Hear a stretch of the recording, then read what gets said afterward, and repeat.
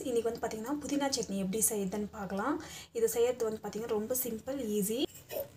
So oil போட்டுக்கலாம். Oil வந்து நல்லா காயிட்டோம். காஞ்சி பிறகு பூண்டு ஆட் பண்ணிக்கலாம். தேங்காய் ஆட் பண்ணிக்கலாம். காஞ்ச மிளகா நல்லா வந்து வதக்கிக்கலாம்.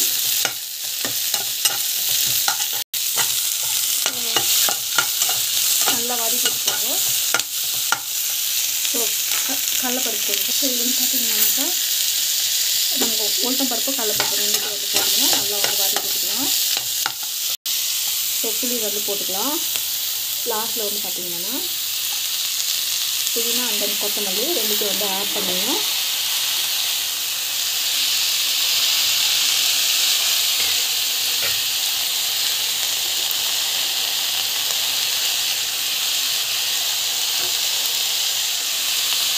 அப்படியே வந்து க்ளோஸ் பண்ணி வச்சிடலாம். ஒரு 10 to 15 minutes இருக்குது. அப்படியே வந்து பாயில் ஆகட்டும். பாயில் ஆகிற பிறகு நம்ம ஓப்பன் பண்ணி பார்த்தோம்னா நம்மளுக்கு வந்து சுத்தமாக நல்லா வந்து பாயில் ஆகிருக்கும்.